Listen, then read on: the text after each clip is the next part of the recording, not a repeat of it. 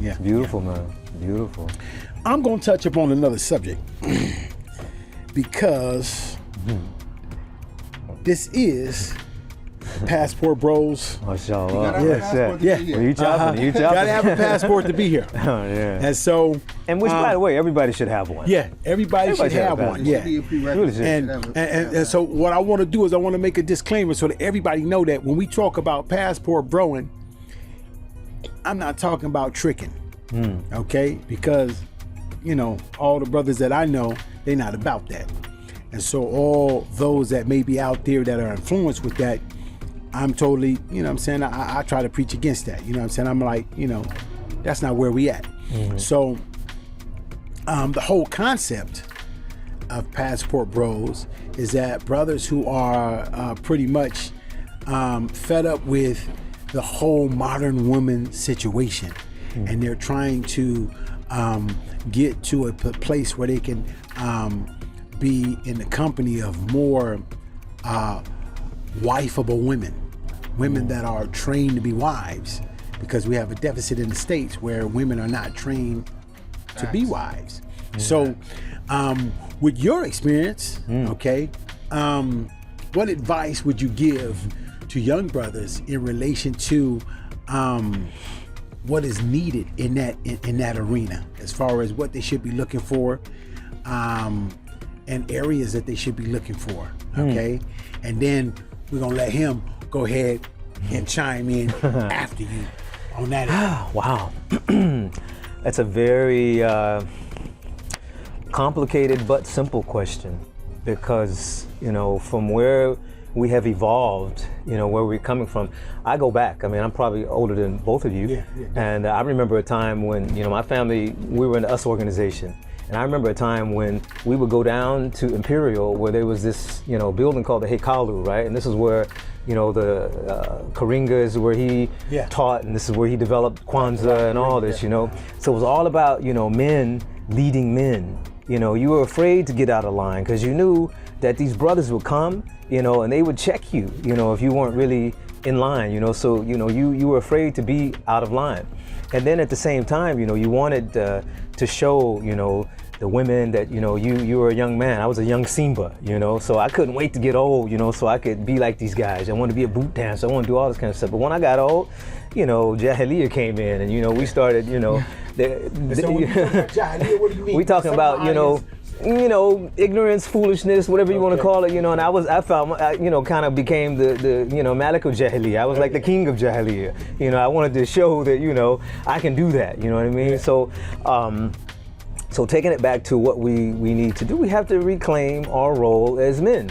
You know, right now, I mean, how would you define a good man? When you were saying earlier that, you know, women say there's no more good men. Okay, well, what definition are you using, you know, to define a good man? Because, you know, we have to reclaim our role as men, you know. And I think that there's just an agenda out there to kind of sissify, you know, men, you know, give them a little something that, you know, makes them look, you know, kind of, you know, I don't want to say the word, but I'm just saying, you know, put a little sauce in it, you know what I mean? But there are no more real, you know, a little bit, you know what I mean? And Moist. like, and that's kind of moist. moist. Whoa. I make sure they understand what we talking about. But yeah, you know, it's you know, this, I don't know, you know, what it is. I think times have changed, you know, but I think we have to reclaim that leadership role as being men. And whether that means you go and get your hands dirty to work or whatever, you know, but you want an honest living, you know, it ain't about being fly, being slick, you know. So if you want to really know a society, you look at, you know, the relationship between the men and the women. You know, if there's a bad relationship between the men and the women, you got a bad society, you know, because the women are saying this about the men, and the men are saying this about the women. Oh, the women, they ain't this, and the women are saying that the men ain't this or whatever. And, you know, the society's falling apart. So I think that we have to reclaim our role. And it's all about how you treat the woman. You know, we came up and we were kind of like, you know, after that phase, you know, if you didn't have 2 or 3 girlfriends, you wasn't really man enough. You know, you couldn't hang with us. You know, it's like, oh, you're like a one man solo. You got a girlfriend. You know, you got to be slick. You know, you got to have like 3, 4. You know, so I think, you know, you really have to, you know, really look at what we're teaching our children, our daughters, our sons, you know, how do you treat this woman? Nah, you've said this to the sister, man, go back, go apologize, tell her, you know, that wasn't your intention, you know. So really, you know, be thoughtful in how we treat them, and don't just go with society's way of just canceling out everything and just say, oh, I'm gonna do me, you know, F that and F this.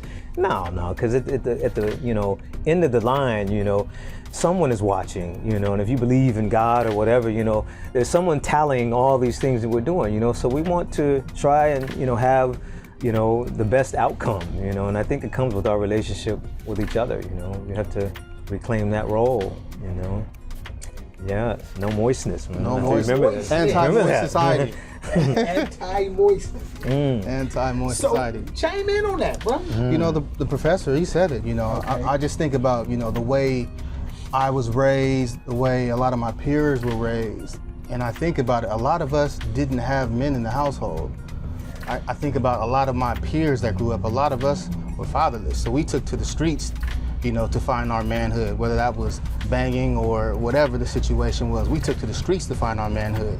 So I think it comes back to men being in the house, you know, men coming home. So, you know, as a Muslim, you know, my number one thing is, you know, of course, my salah, right? Me working, the halal income, taking away that stress, and being able to be a dependable and responsible man. That's something that the streets, you know, the streets tell us to be, you know, about ourselves. Yeah. You know, individuals. Our society is an individualistic society. Selfish. Yeah. That's even better. Selfish. Yeah. And it's almost impossible for a man to be selfish, because everything a man does is selfless. Think about what I'm saying. All right, everything a man does is selfless. Think about that. So this is one of the characteristics of a man, is that he's selfless, because you get up every day and you work for somebody else. Think about that. Okay, it's only one group of people that gets unconditional love. Women, children. Yeah, definitely. Because the love that we get, okay, the love that we get is conditional, and it's based upon what we give, you're able to, or what we have. If we have nothing to give, then we don't get that love. You know what I mean? And so this right here, you know what I mean? And so this is absolutely. This is also brothers holding each other accountable as well. Now, in the streets, brothers don't hold each other accountable. So this is brothers holding each other accountable. Okay. What are you doing? What you got going on? You know, we check in, we tap in with each other. What you got going on?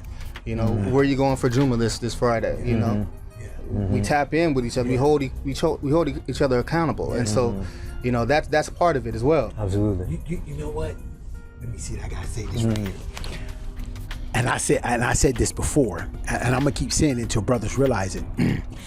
I have a problem, and the problem is that prior to brothers getting their lives together, you can get a group of brothers, be it 10 or 15 or 20, they can come together on an endeavor as long as the endeavor was crooked. Think about what I'm telling you. And you know what I'm talking about. You know what I'm talking about. Absolutely. A lick, a come up, all of that right there. But when you talk about doing something that is righteous and it has nothing to do with ill-gotten means, we can't come together. If you look at the so-called woke community, all of the brothers in the so-called woke community are all taking shots at each other. And the reason why they're taking shots at each other is because their message is about trying to get more followers to get more revenue. Interesting. Think about what I'm saying. And so as long as I've been doing this, I'm not monetized, or I don't, you know what I'm saying? If it come about, it comes about, but that's not what it's really about. You see what I'm saying? And so I was a part of that woke community before, with the going back to Africa and things like that, because what? I'm a pioneer. I've been doing this for more than 20 years.